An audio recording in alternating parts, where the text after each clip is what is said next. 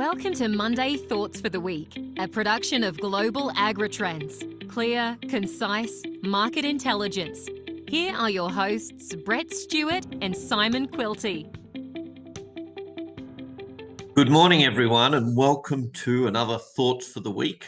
I have just got back from Rockhampton, Brett, where I had a really good 3 or 4 days up there. But I can tell you now, the concern in Queensland is the dryness.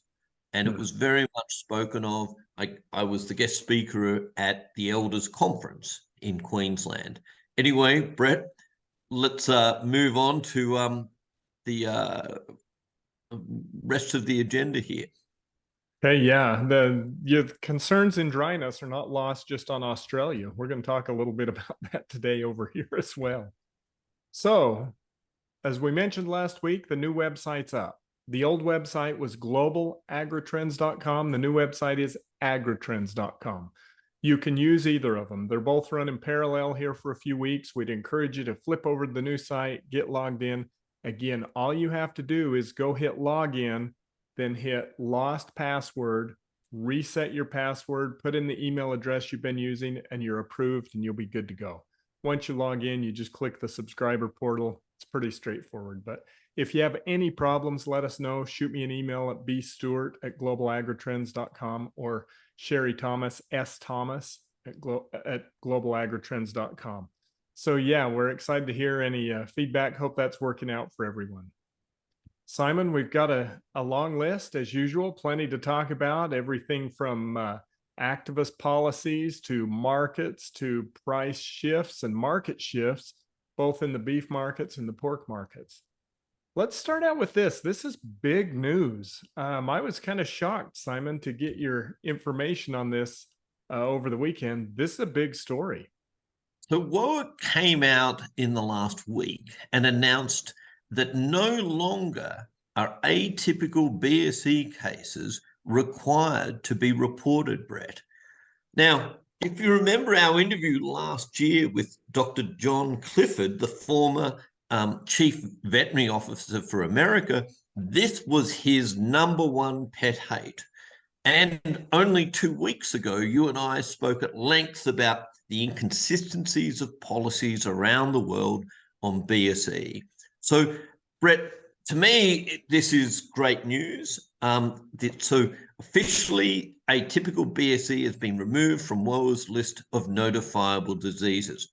Only classical BSE cases will be subject to mandatory reporting. Information on atypical BSE will be included in annual reviews and official recognition of BSE risk status. The differentiation between atypical and classical marks a significant moment in BSE history. Brett, share me your thoughts here. I mean, this truly is a long time coming. And in some ways, as we chatted before, it was surprising it wasn't announced 2 weeks ago. Right. The World Organization for Animal Health held their annual meetings in Paris just a few weeks ago. This is way overdue. I mean, it is insane. And we've said this over and over on this podcast. The idea that we report atypical BSE is insanity. It's based on science from 20 years ago. And so this is a welcome adjustment to the policy. Now, the questions I have, Simon, what about the China-Brazil agreement? Because their agreement requires that Brazil report atypical BSE. If I were the Brazilian exporters or the ag ministry, I would be on the phone overnight to China saying, that's done. We're taking that out of the agreement, because the last 2 years, it has cost Brazilian exporters millions of dollars because of the disruptions around atypical BSE.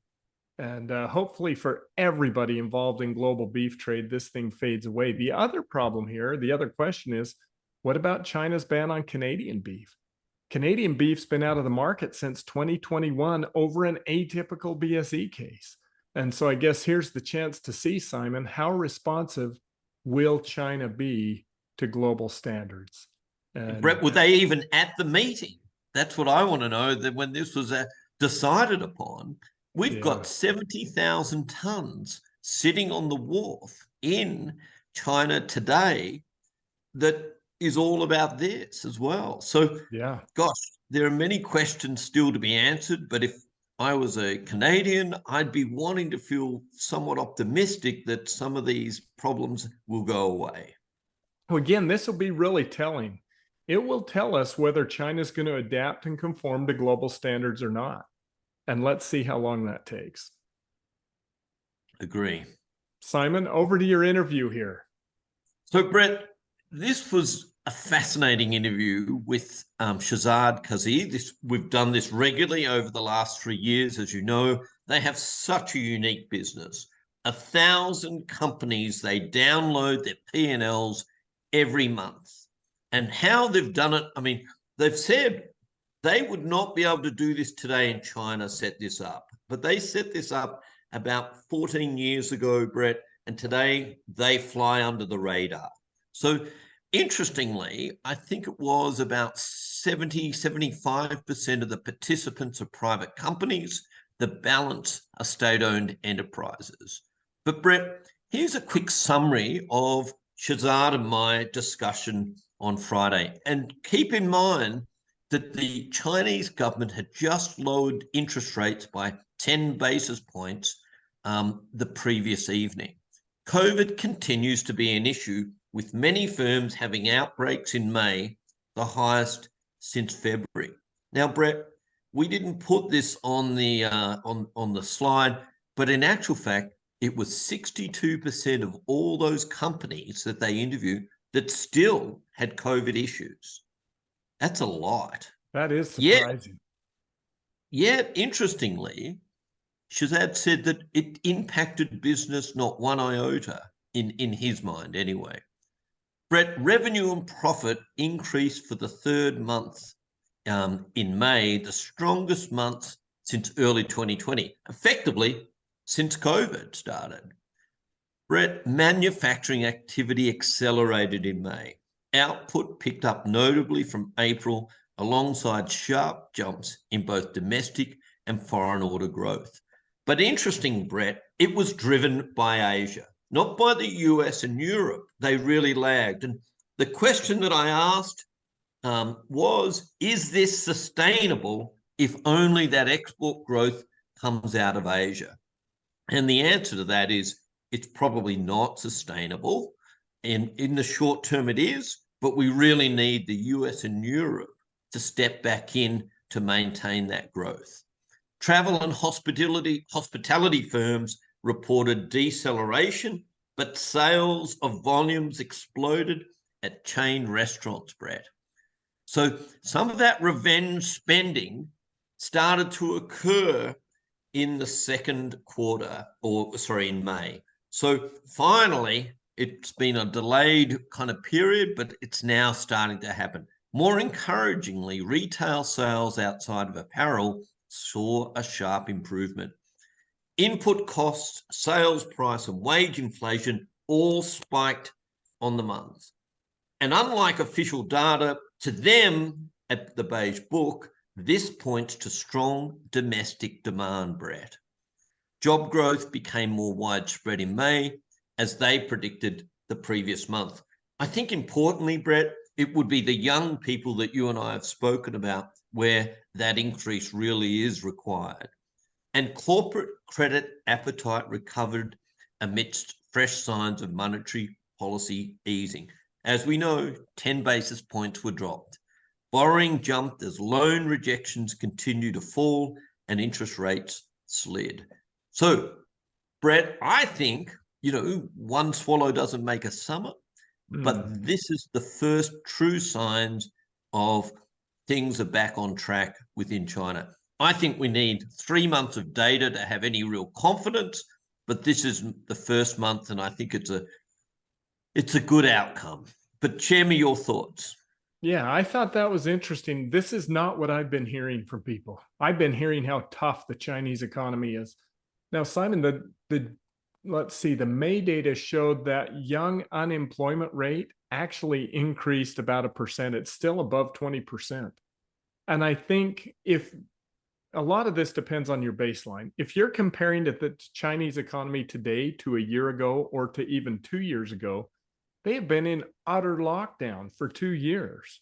So anything's going to look fantastic compared to the last 2 years. I think this is positive. I think it suggests that that economy is starting to move.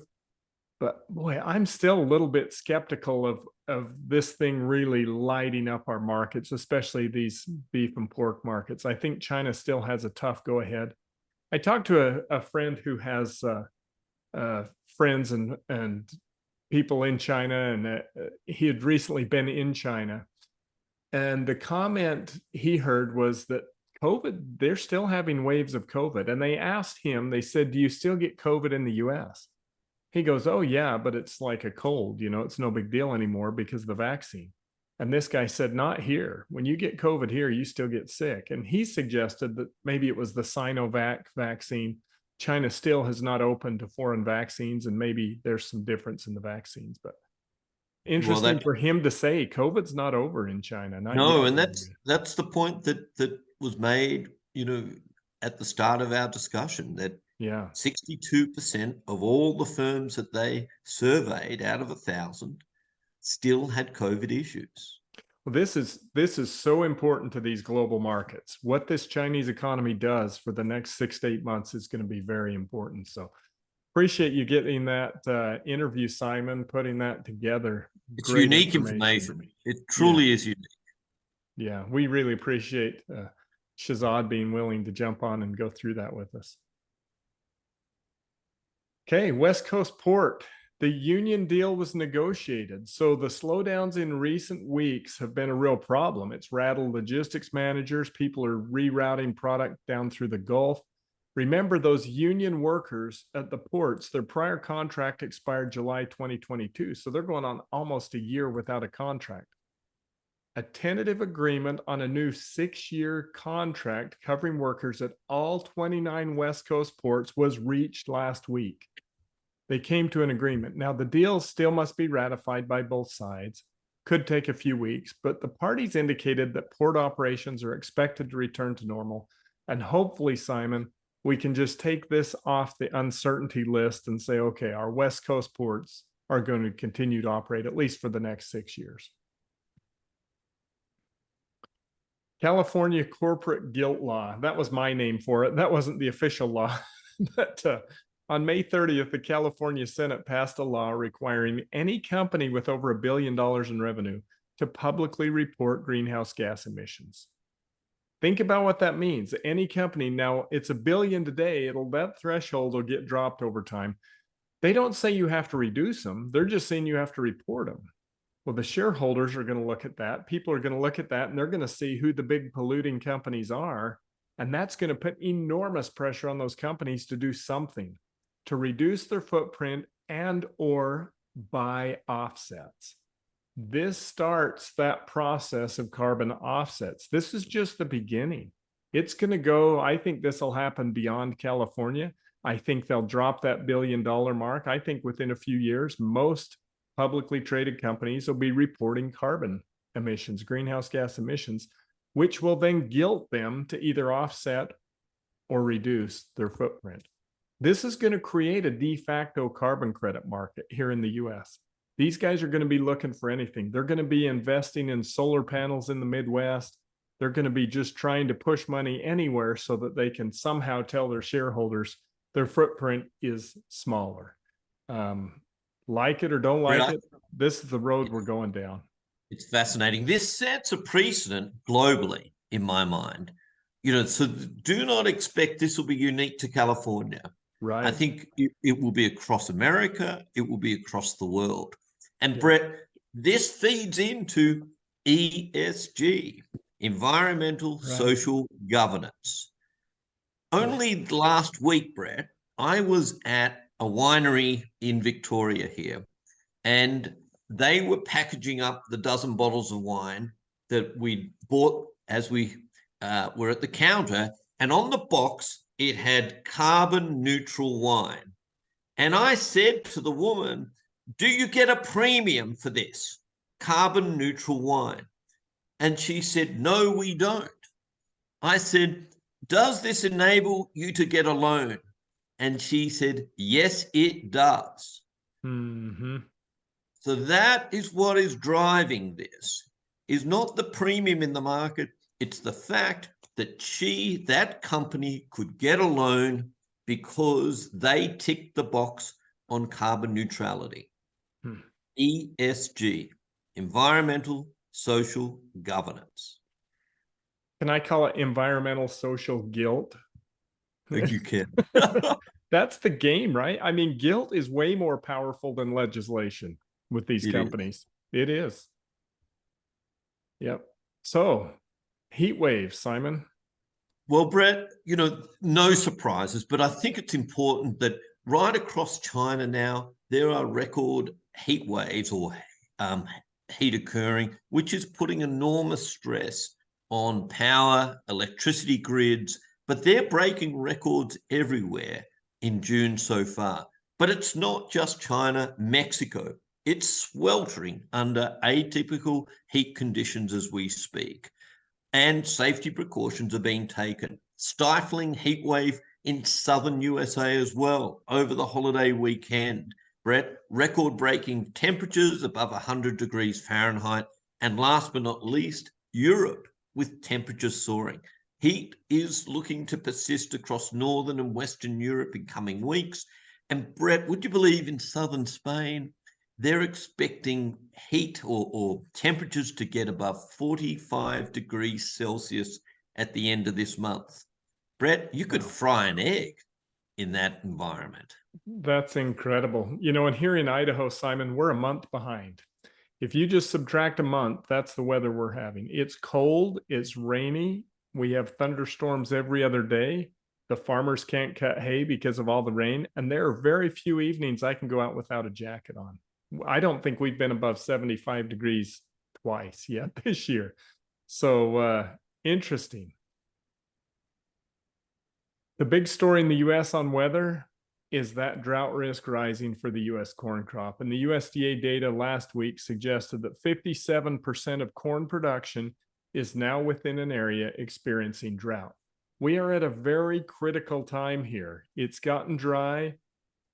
It isn't a disaster yet, but if rain doesn't come, and significant rain, this corn crop is going to get smaller and smaller. And we are definitely trading a weather market in the corn futures today. I know there's a little bit of scattered rain over the weekend, different areas. Simon, the word I get is it just wasn't enough. And so when we look at where that corn crop resides, there's the root zone soil moisture. We showed this a couple of weeks ago. Really, you look at those I states, Iowa, Illinois, Indiana. There's a lot of brown and a lot of red right there. The Dakotas look like a complete disaster. And so things are still tough. Now, the outlook, if we look at the July, August, September outlook from NOAA, you can see there those central plains right where that cattle belt was getting severely stressed on grazing. This says they're going to get above average rain over the summer. Now, is it too little too late? Some areas maybe a little bit, but rain is rain. And you can see there, it barely nudges into Iowa. But it's saying Iowa, Indiana, Illinois, southern Minnesota, all that area is going to be equal or normal. Normal would be fine, but it sure has not been normal yet. And if you look at really, that's kind of the rough area of that corn belt that is truly critical. Now, rain in August isn't going to help this. It needs to be in the next 2 weeks, maybe in the next week, to really change this. And so as we watch the lack of rain across that corn belt, we're going to see corn futures just start to ratchet higher. Interesting, Brett. And in Australia, grain prices for feed wheat, whatever, we're still talking $4.50 per metric ton here. Brett, it's hard to, given our dry conditions, I know there's been some good subsoil moisture in areas, but I think the feeling is that we're not going to see too many breaks in terms of the pricing for feed wheat and barley in coming months, let alone the coming year. Well, the International Grains Council this week had their annual meeting in London, and they projected record soybean and rice production in this marketing year. That's a crop grown this year to market over the next year. Yet their total grains ending stock, including corn and wheat, drops to a 9-year low. So they didn't come out and project record corn production, maybe because of the concerns here in the US. Brazil's going to have record corn production this year, but their total grains ending stocks drop, 9-year low. Consumption's expected to expand 2% over the next year. And I'm not sure, Simon, how that works, because the EU swine herd is down almost 10% over 2 years. We're going to have fewer US cattle. We're going to have fewer US swine, Canadian cattle, Canadian swine. But somehow they're showing 2% year over year increase in consumption. And so we'll see where that goes. But what they're saying is those stocks are going to get tighter. We're not looking at cheap grain over the next year, not on a global basis. Grain is not going to break from these current levels, I don't think much, which means that heavy punitive inflation that's just clobbering the North American swine sector, that's still a heavy black cloud over the livestock industry. In Brazil, President da Silva came out and said, we need to start stocking up on food staples to curb food inflation. Now, you remember, Simon, he campaigned on this issue and he said, we will limit exports if we have to get our prices down. He talked about an export tax. Now, that's significant. That's important to understand and think about here. They're trying to raise their public capacity, their government capacity to store grains and food in Brazil. I don't know what that means for beef, pork, and poultry. It's not easy to store meats, but he specifically, in his campaign, he talked about restrictions against beef exports. Now, that'll be interesting to see where that goes. I know he's had some friends in the past in the beef industry that have paid him handsomely. And so I don't know if beef exports are going to get clobbered or not, but that was a campaign pledge, Simon. It was, Brett. One to watch for sure. So tell us about this, the campaign to ensure animal welfare claims. Well, Brett, last week, the USDA came out with a set of guidelines to weed out false or misleading animal welfare claims, both, beef, pork, and poultry in the packaging. The claims such as pasture raised, humanely raised, raised without antibiotics are all, you might say, on their radar. And there's no doubt that if you have that labeling, Purdue free-range chicken breasts, no antibiotics, sell for $5.78, and the alternative is $2.79. The premiums are significant, but Brett, unlike organic, in which the USDA has a hands-on, going to farm by farm approach to, basically certify that they are organic, this, you might say, is going to be done from a desktop.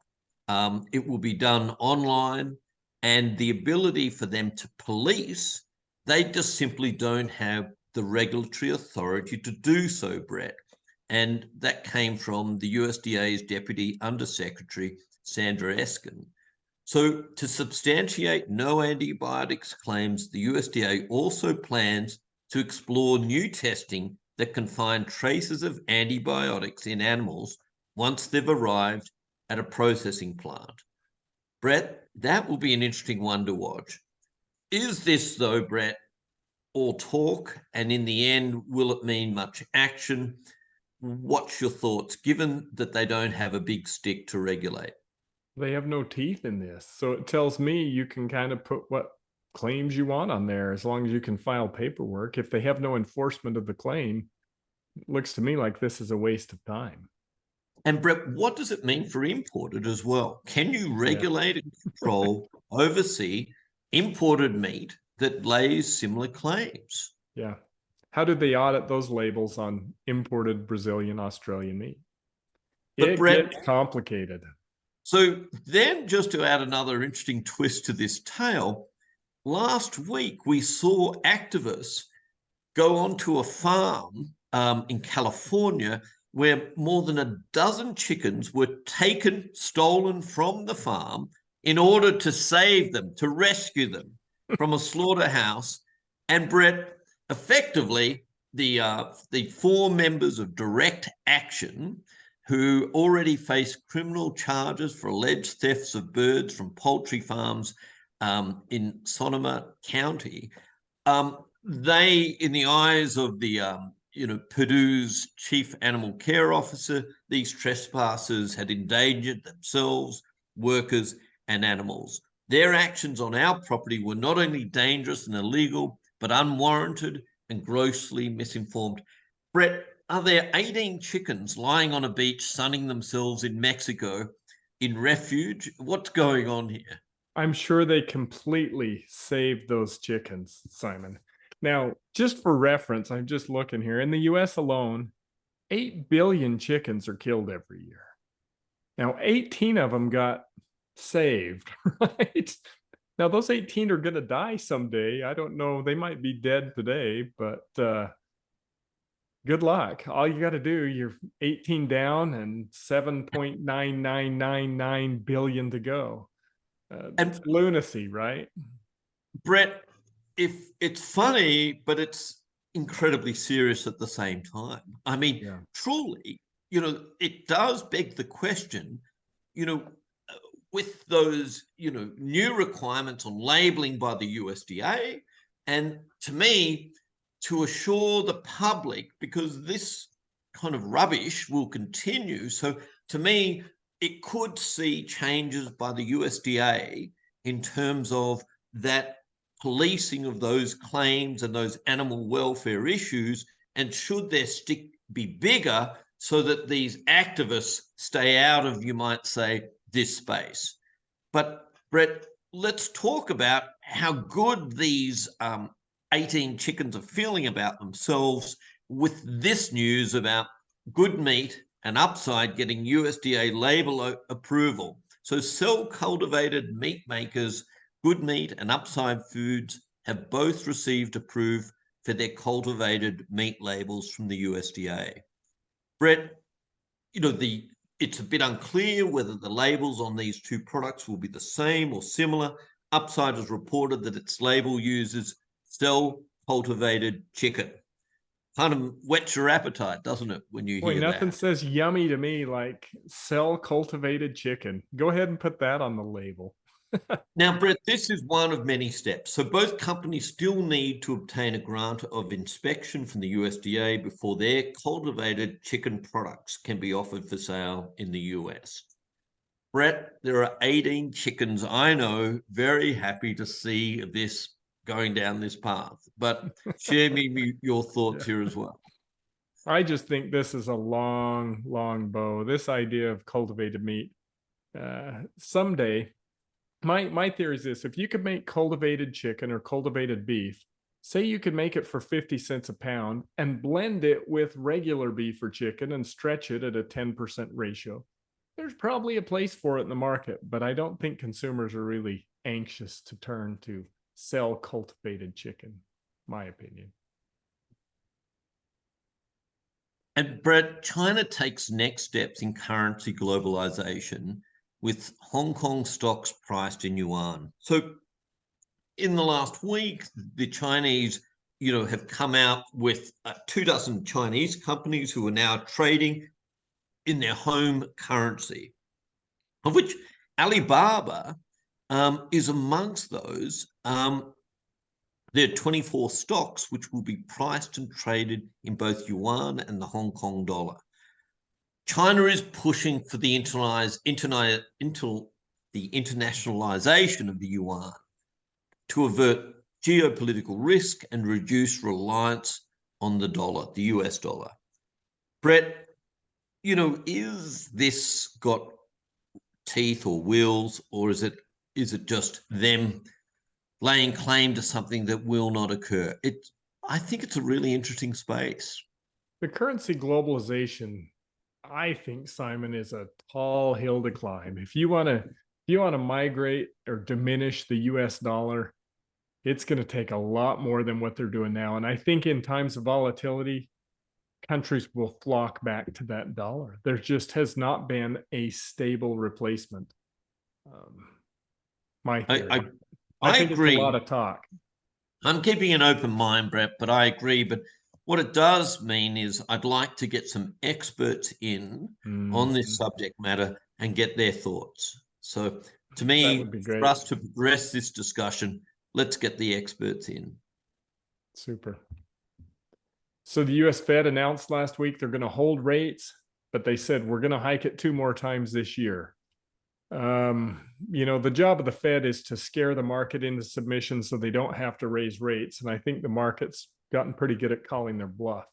They did suggest those 2 more rate hikes. Rate cuts, they said, are pushed back until 2024. They're not going to cut rates. Now, inflation is sticky. It is not subsiding. The year over year is subsiding. The high prices are not. My gas price in Idaho, I'm $4.15 a gallon for gas. I was out in Des Moines at the Pork Expo. Gas out there was $3.05 a gallon. I'm at $4.15 plus in Idaho. But these prices, energy, food prices, are pretty sticky, and I think it's going to make it tough on the Fed. Note that the European Central Bank raised by 1/4 point. The euro area is now in recession with 6% inflation. So the US holds, the euro area hikes, and China cuts. So you got 3 major economic bases doing 3 different things with rates right now. China claims their economy slowed in May, plunging exports. Now that's a little different than what Shahzad said. New construction starts down 22.6 from a year ago. A year ago was total lockdown in China. And again, that youth unemployment is still rising, 20.8% in May. Those are some of the reasons I still have some questions about this Chinese economy. So the US holds, the EU hikes, and China cuts. You got 3 major economies going 3 different directions right now. Brett, for what it's worth, at the start of June, Australia raised its rates by another 25 basis points to 4.1%. Last week, the jobs data came out.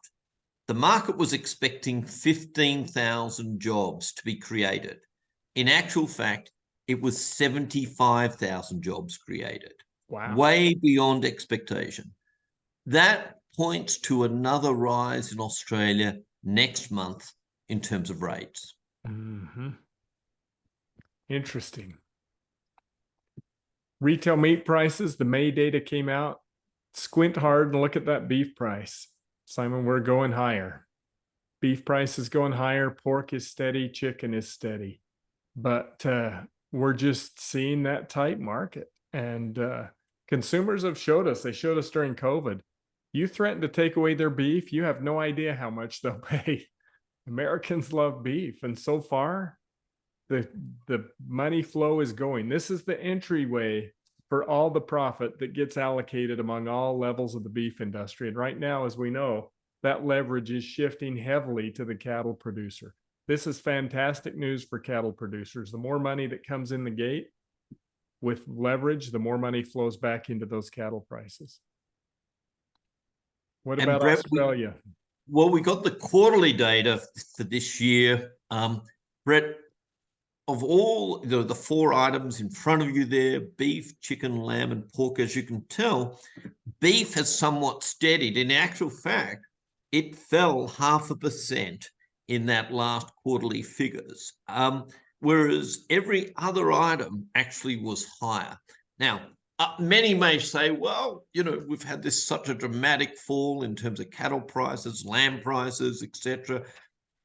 Brett, I guess to me, there've been some tough years in the retail sector. So there's no doubt in my mind that they are, you might say, trying to recoup some of those, losses or the costs of previous years. How long or sustainable this is, or whether prices will come back. We know New Zealand has just moved into a recession. That's officially announced in the last week. We are probably in Australia moving down a similar path. Brett, there may be, you might say, some respite not too far away. Simon, over to you. Beef and lamb thoughts.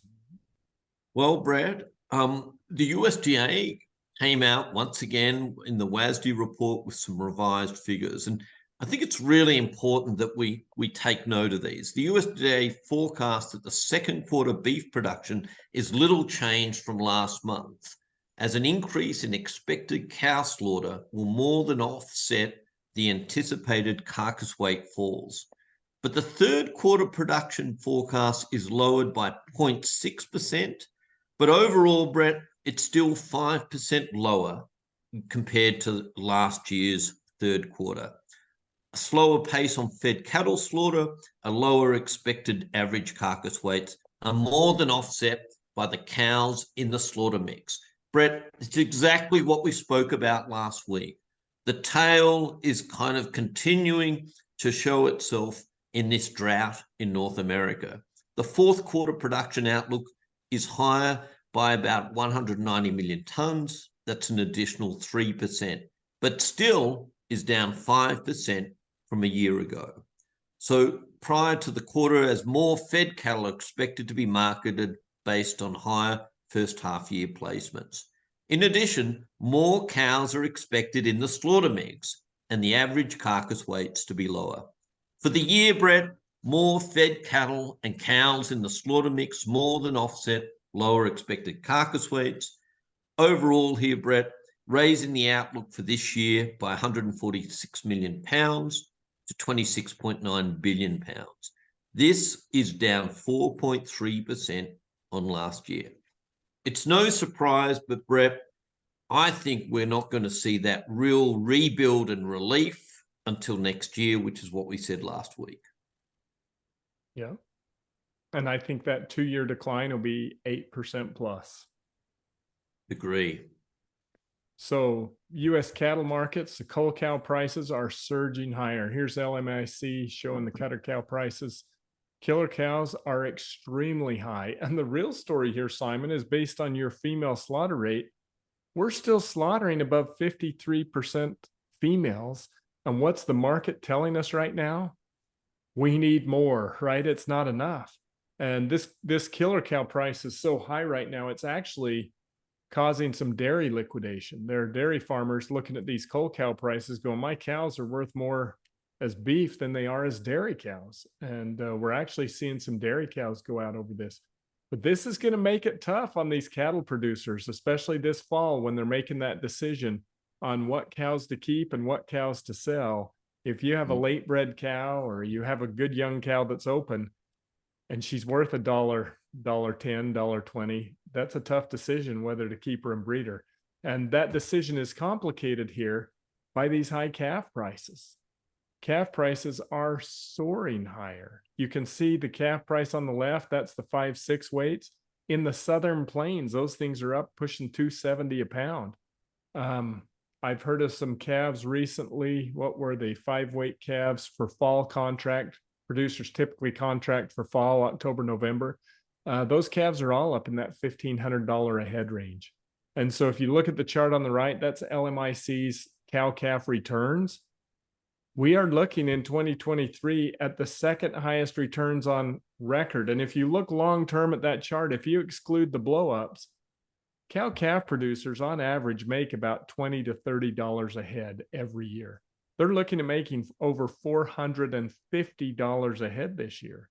And that's why I say, you're going to be fist fighting for heifers this fall. I think people are going to just be scrambling based on these calf prices, which means, Simon, next year, those heifers aren't going to be slaughtered. That kill rate's going to come down, but those heifers are going to be pulled back into the herds, and we're going to see the kill drop, and we're going to see prices tighten. And it's not until your ratio, as we talked about, gets down into that 48% range that we actually see the highs in the cattle and beef markets. So these aren't the highs. The highs are going to be next year or beyond.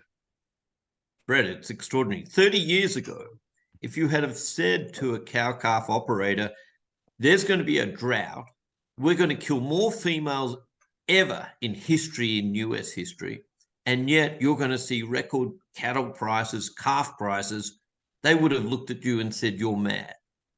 Yeah. The 80s, 90s. So I sold our cow herd, Simon, in 99, and that crop of calves brought 93 cents a pound. These are 500-pound steers, and it wasn't a disaster. It wasn't a great year, but it wasn't a disaster. 93 cents. Those calves on that ranch this year will bring close to $3 a pound. And I know inflation's higher and costs are higher, but not that much higher. What I'm telling you is don't listen to a word I say, because I got out at the wrong time, apparently. So, Brett, this is some new information that really reaffirms what we spoke of last week, where in Asia, the stocks are high, the freezers are full, and our concern is that extra production coming out of Australia is going into what you could claim is a full market. Brett, this came from a OIG plus X, a group of analysts within China. They are saying that China's beef stocks domestically are 3 to 3.5 times greater than what they were in 2021. In that year, they regard that as an average year. So, Brett, this puts some clarity around how big those freezer stocks are right now for imported beef within China. It's 3 to 3.5 times the average. Yeah, and of which, Argentina, Brazil, and Uruguay make up the bulk of those products in store. And remember, a number of them are getting their first birthday, and so are being offloaded onto the spot market because due to the financial arrangements are being forced to, because once they get their first birthday, they get even harder to sell. And we know that's expensive to store beef anywhere, especially in China. So here's a big chunk of that. I thought the May data was interesting, Simon. Brazilian beef exports were up 9% in May. And take a look at that chart. The red line is to China. So the story is inventories are huge. There's not enough room. There's still 70,000 tons in dispute over atypical BSE. And what does Brazil do? They send 110,000 tons of beef to China in May. And you go, there's only one reason to do that. That's because it's the best bid they got, right? And so they are stuffing beef still into China. And you can see there was a little tiny uptick in their export price, still nowhere near what it was a year ago. But Simon, I think the Brazilians are just pushing beef, trying to find the best bid. And based on the market, the US tariff, fill in the blank, the best bid they have is China. Agree wholeheartedly. And so, Brett, following on our discussion last week, and we spoke of how US exports really matter. And so where they're tightening, Australia's filling the void. So I went to the trouble last week of starting to pull together the impact of whether it's grass-fed or grain-fed that's filling the void in these markets that America is pulling away from. So let's do a little deep dive here, Brad, into each of those markets. So let's start with Korea. The US was down 12% in the first 4 months of this year, and Australia is up 30%. Well, Brett, here's the details on that. In terms of grass-fed proportion, it's jumped from 60% last year for the first 4 months to now 66% of the market is grass-fed. Grain-fed last year in those first 4 months was at 40%. Today, that's fallen back to 34%.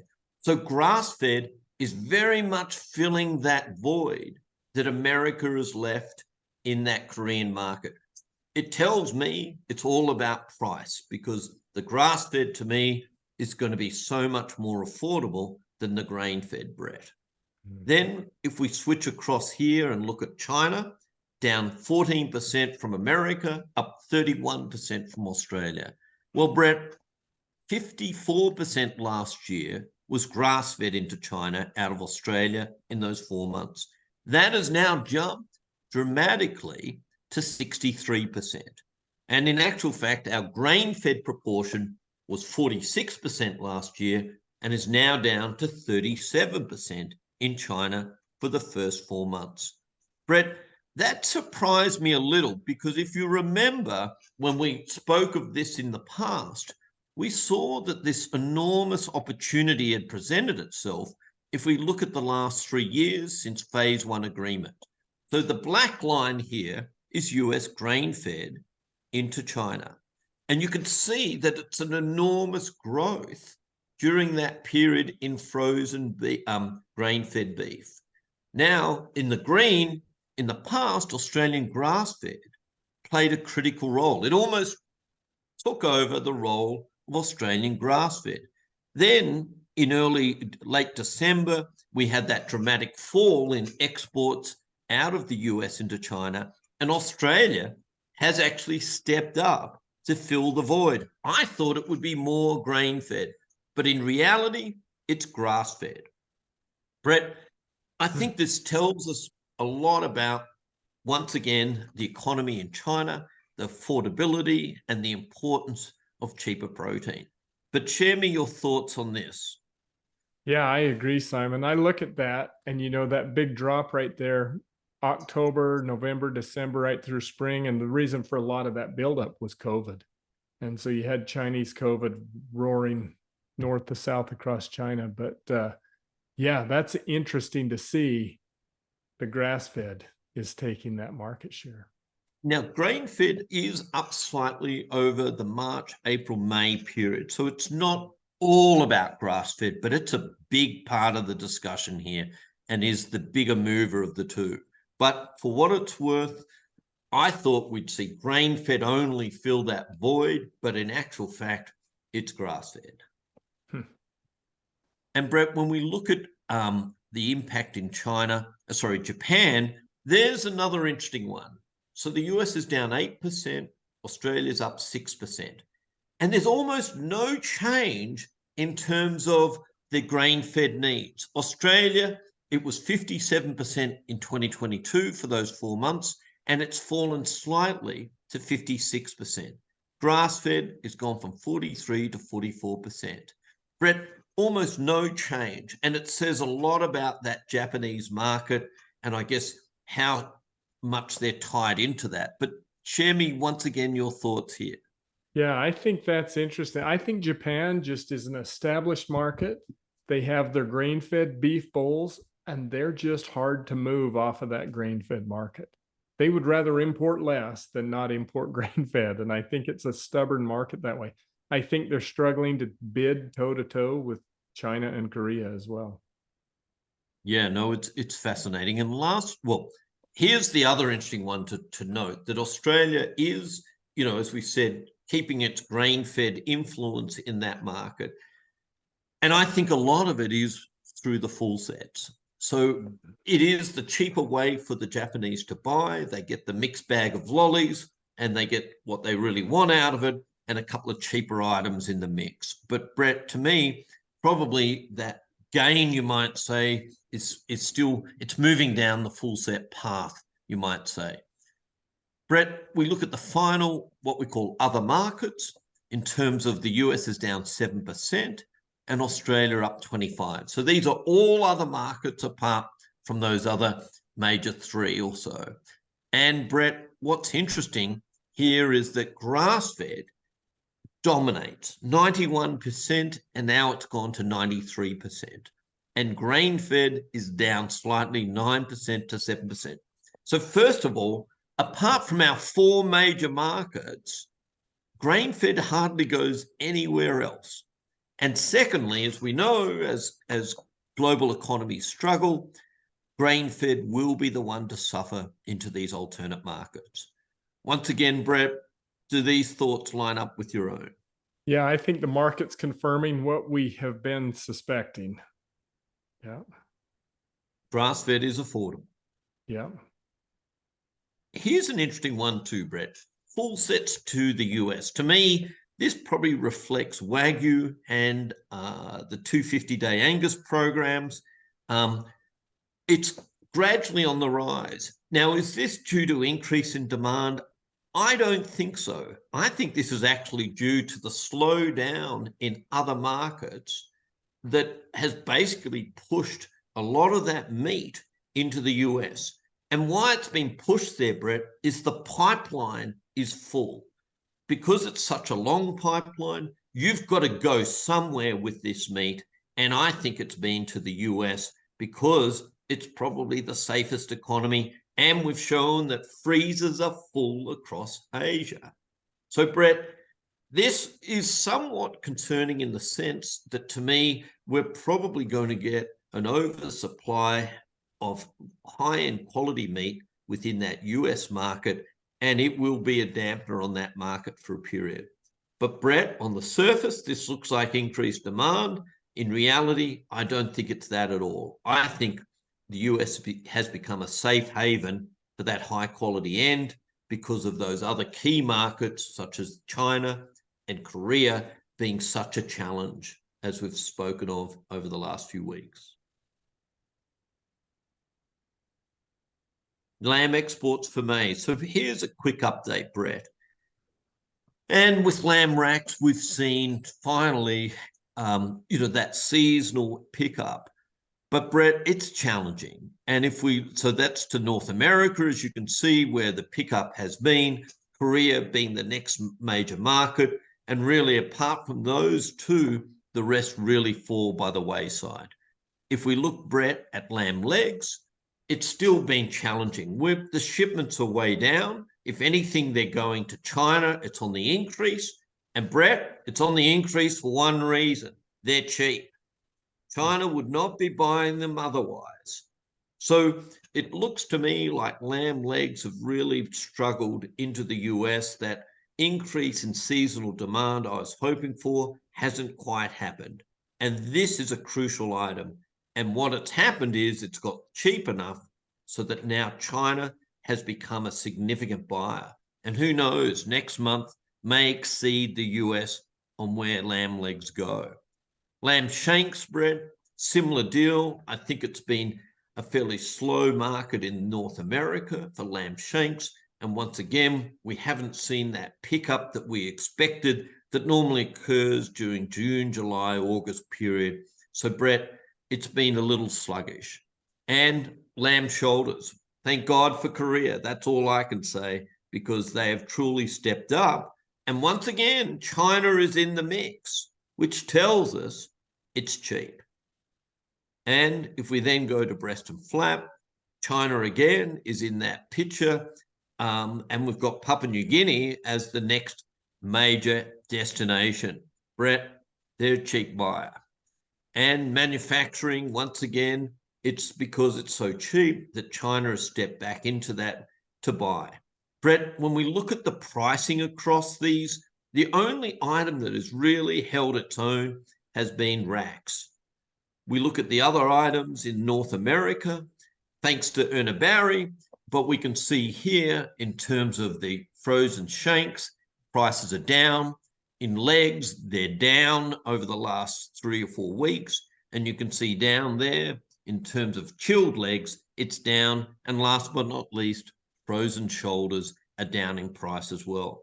Brett, that seasonal demand I was hoping for, that underpinning of the market, particularly heavy lambs in Australia, it's been challenging.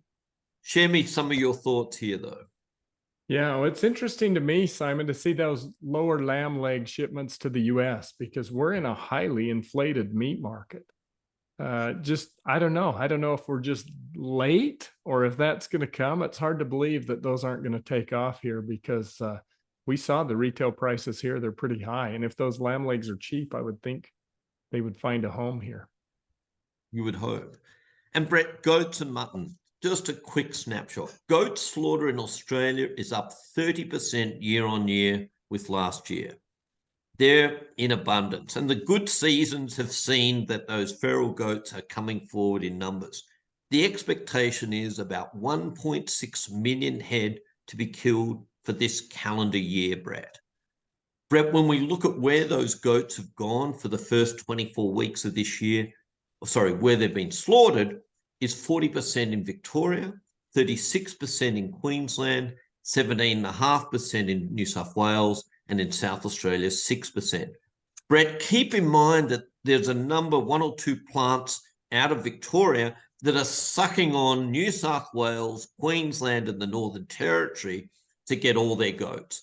So to me, this Victorian figure really reflects more what's been sourced interstate than really what's within Victoria. In terms of goat prices over the hooks, Brett, since July last year, they've fallen 64%. That's dramatic. It's been a challenge. And in terms of goat export markets, the US, well, that's pretty well the majority or the biggest market we've got so far. Then China, and interestingly that China didn't take anything last year. Korea's up slightly on last year. And then you've got other Asia, Japan, Canada, other markets taking some fairly small amounts. Brett, we're up in terms of shipments, 27% year to date on last year. So Brett, more volume and some challenges in markets. And you can see here in the US that US domestic lamb cutout value has fallen 32% so far. Brett, I think there's no clear pricing overseas for goat, but you're kind of between mutton, lamb, we're starting to get a feel for the challenges. And in China itself, we've seen the value of mutton and goats fall from $6,300 per metric ton to $3,900, down 38%. So Brett, challenges everywhere. And then if you look at the mutton stock index within the US within China, we're almost back at some record levels in terms of the amount of mutton being stored. I think you could say the same about goats. Brett, it's a similar story with record beef, 3 to 3.5 times the amount beef in cold stores. I think just mutton and goats, unfortunately, are in the same boat. Pork thoughts. So Simon, this week and the last couple of weeks, we've seen some rallies in the pork cutout. We finally saw the pork cutout get above $92 on Friday. That's good. I mean, that's definitely appreciated, but you can see there on the chart, it is simply not near enough, especially when you consider the heavy cost structure we have that we didn't have all of those years. So still heavy costs, feed costs, diesel price, energy, and we're barely getting into this summer rally time, getting above 90. Now the question is, do we get above 100 this summer? The futures don't think so, and neither do I. I think we've got some challenges, especially as we go past this seasonal peak. This is based on tightening supplies. That's what drives that summer seasonal in the hog markets. But also there's the question about California, and some have suggested there might be a little bit of buying ahead of Prop 12. I know the big operators have said they're probably not going to play that game, but there's a lot of independent stores in California. And if everybody buys a little bit more, maybe that boosts the market a little bit. Prop 12's underway, the train's going down the tracks, and as of July, there's going to be tight supplies of pork in California, and there's probably going to be heavy supplies outside of California. Now, the Senate this last week introduced a bill to void Prop 12. Along with that Senate action, 11 governors also called on Congress to support the EATS Act, and the bill specifically prohibits states and local governments from passing laws that impose standards or conditions for agriculture standards on producers in other states. It really kind of just strikes at the heart of the Supreme Court case. I'm not sure that Congress can go and legislatively invalidate a Supreme Court ruling. Does this help? Probably not. This is really, I think, a show of support by these politicians to say, hey, we want to support you guys in agriculture, but I think this is a Hail Mary long shot. I just don't think it's probably going to change anything. Possibly too little, too late, Brett. Yeah, timing not great after the fact, right? So the U.S. situation is our pork is cheap, and that's tough news on margins, but it's good news for exports. And so I've got our export forecast here up 7% for the year. We'll have to watch. That could move a little bit between here and year end. A little more to China, Hong Kong. The real story here is Mexico, others markets. Everybody pretty much is buying a little bit more, with the exception of maybe Colombia. But shipping a little more pork to all these markets gets us from where we were down 10% a year ago to up 7. Unfortunately, that's not enough to really move the needle and shift markets into a higher price range. Here's the pork exports by month. You can see the green line was last year, 2021's when we had exports going to China. 2023, the blue dotted line is my forecast. So as part of this forecast, I go through market by market. Here's my exports to China, Hong Kong on the left. My forecast is that blue line at the bottom. You can see I'm forecasting about what we did last year. It is tempting to say we're going to get a little boost in October, November, December. I would be cautious about that. I still think the Chinese hog market's going to tighten, that prices are going to rise.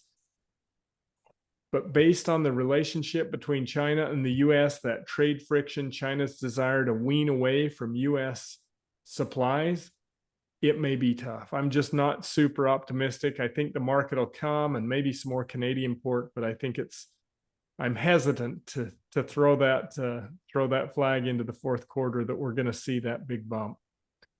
Pork to Mexico, I've got us pacing above that year ago level right through the end of the year. Now, something to think about with Mexico, we talk about Prop 12. Prop 12 will affect Mexican pork producers as well. And here, the chart I pulled there, you can see that's Mexican pork production by state. It's the swine inventory by state. And that bright red state right below my hand-drawn map of Arizona is Sonora. Sonora is one of the largest pork production states in Mexico, and it's right in proximity to that big 30 plus million California market. And so you think about Prop 12, those Mexican farms are not eligible. Now they could supply, Canada could supply, but the Mexicans have said, hey, our farms are not in compliance with this Prop 12 thing. Now, if you look at where Mexico ships pork, you can see there, the dark blue line, Japan, that's their big market. China was a big market, but is now diminished. And the blue line with the yellow dots, that's that US market. So Mexico's shipping around 7 million pounds of pork a week to the US, 10,000 tons alone from Sonora coming to the US. That Mexican pork is probably not going into the East Coast or even into the Midwest. There's probably a sizable amount of that Sonora pork that goes right into California. And as of July 2nd, that's going to face headwinds. And so if you think about it, there's more pork in Mexico. They're losing some of their exportability because of Prop 12. That may pressure those Mexican hog prices lower, and it may soften a little bit of demand for US pork. Now, we ship a lot of pork to Mexico. This is small potatoes to what we ship down there, but it could put a little bit of pressure regionally in that Mexican market. Interesting. Over to Korea, the frozen pork market continues to shift. We just saw the May data last Friday. You can see those frozen import prices. The US has a major advantage against Spain and the Netherlands. And if you look at the year-to-date exports highlighted right there, Korean pork imports from Spain down 27%, up 14% from the US, up 37% from Canada. The rest of Europe all lower. And so that European disparity in prices is being manifest very clearly in this market, and we'll continue to see that around the world. Again, US pork exports are shiny. They're going to look good. I just don't think it's enough to really move our needle this year in terms of the broad hog markets. More of the same, right? Here's some analysis that came out suggesting that those record pig prices could have spurred expansion in Europe, but costly disease regulations, flagging demand, spreading swine disease, and climate policy are all pointing to long-term decline of pork production in the EU. The EU is the world's biggest exporter. It's the second biggest production base on Earth. They're set to fall for a second year. They're going to take that cumulative decline to 10%. What I'm saying here, Simon, I don't know if the EU pork sector will ever be globally competitive again because of this heavy inflation and the policies that they continue to pass, as well as disease issues. That's a big change in global pork markets and something I think the world's going to need to adjust to. Over to Brazil, we got the data for May. You can see Brazilian pork exports up 16% year to date. And of course, the big market is China. Still shipping 30,000 tons plus to China. Those lesser markets don't account for much. That others market is all of the markets below the smallest market on the chart. So they're shipping a little bit of pork to a lot of places, but China's still that dominant market, nowhere near what they were doing. But they were the only exporter that really shipped some decent volumes here over the last year to China.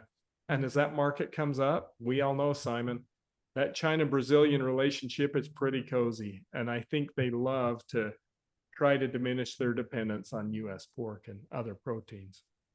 Called codependency. Yeah, it is. It's a codependency that they want to wean themselves away from, and we want to send more. Brazilian poultry exports up 11%. They're still shipping a lot of poultry to China. You can see there, China, the biggest market, still shipping a lot of Brazilian poultry around the world. And Simon, still no domestic case on a farm yet of HPAI in Brazil. It's gone kind of quiet the last couple of weeks. That news could break any day, and it probably should. I don't know if it will, but that news should break. I continue to watch the Brazilian egg prices. Brazilian egg prices don't suggest a big sharp run up in egg prices yet in Brazil, but we'll continue to follow that. Simon, key thoughts for the week. Well, Brett, this is possibly our longest Monday Thoughts for the week, but it's only because I think we never want to compromise our content. And so let's talk about these key thoughts. Atypical BSE reporting no longer required by WOA. This is way overdue. Brett, to me, there's a huge sigh of relief around the world, not just from Australia, but from everywhere. What we do hope, though, is that China takes this on. But for what it's worth, Brett, we spoke of this only 2 or 3 weeks ago about the inconsistent disease policies. We've seen it with the US, Brazil, into China. Brett, this was long overdue. And such a, an issue like this can truly make the difference between success and failure for that year for any country. I hope there's more to come, Simon. I hope they'll make some actions and recommendations even on ASF or lumpy skin disease or some other things as well. Brett, China's economic outlook may be improving. One swallow doesn't make a summer. I get it, Brett. But based on Beige Book interview that we did last Friday, to me, Brett, I think that there's a sign there. We need 2 more months of data to really have any feeling of that this is here to stay. But Brett, after such a torrid start to this year in global markets, I think this is welcoming news. Weather conditions, yeah, critical, right? I mean, the U.S. corn futures this week, watch it close. It's closed. The exchange is closed at open 7 p.m. Monday due to the Monday holiday, and away it'll go. Moisture is yet to come in those key regions. And Simon, temperature is also a major factor in Australia. Tell me your thoughts on that. Brett, so even with, moisture or the lack of it, but what we've learned in Australia is that when temperatures get for an extended period above 40 degrees Celsius, it can wipe out whatever few pastures you've got left. So, Brett, those, we talked of all the areas around the world where this heat wave is occurring. Brett, I think high temperatures are just as concerning as the lack of moisture. Mm-hmm. Australian grass-fed beef is filling the void in many markets, Brett. I guess what we've done is we've looked at where the US is pulling out of markets and Australia is filling the void. But interestingly, it's probably more grass-fed than grain-fed. The only exception is Japan. I think this reflects also those economies and the challenges within them, but also the fact that we do have a lot of grass-fed coming forward. But Brett, definitely it's a change in terms of the trend as we move forward. Australian lamb prices are struggling. Brett, the seasonal pickup that we were hoping that would therefore underpin that heavy lamb market, to me, has fallen way short of the market. I think it's a little concerning. I probably need to go back and revisit some of my forecasts on heavy lamb. But Brett, this is disappointing to say the least. And Simon, the North American pork sector remains challenging. I mean, the little boost we've seen in cutout is fantastic news. We've probably got some people back above break even for the moment. The question still is, what about this Prop 12 uncertainty, the high input costs? If we don't see a break in corn and a serious break, then those futures prices for lean hogs are still just out of reach for profitability. Exports are good. We're going to continue to see good news on U.S. pork exports. The question is, can we really get enough to move the markets? And I don't think so. Unless China just saw prices explode, came in a big way, sure, that's possible. I just don't think it's likely, which means our liquidation is expected to continue through, and we'll probably see more of those intentions into fall. Interesting. Simon, lot to cover, right? And I agree with you. We discuss this and we say, God, we've got to trim time, but this is week by week, and I'm shocked at what we find every week. I feel like, Simon, we're doing everything that we can do to do our best and try and keep people informed and keep the quality of our content up. So thanks everybody for hanging with us here. If you're still on, you deserve a badge here for being on this long. So thank you. We appreciate any thoughts and feedback as well on our podcasts and content, etc. Simon, one final thought. The new website's up. Dive in and go for it, right? Dive in, agritrends.com, hit login, forgot password, log in and get going. That old website will be going offline here in July. And Brett, our Brisbane meeting, our mini conference that we're having on July 19th, seats are filling fast. So we're already at 60 participants, 60. And so, there is limited capacity. I would recommend, if you haven't already signed up, send me an email because spaces are filling fast. Okay. Well, as always, great information, Simon, and look forward to what we get by next week. So thanks, everybody, and have a great week. Thanks, Brett. This has been Monday Thoughts for the Week with Brett Stewart and Simon Quilty. This podcast is a service for subscribers of Global Agritrends. Clear, concise, market intelligence. For more information, visit our website at www.globalagritrends.com.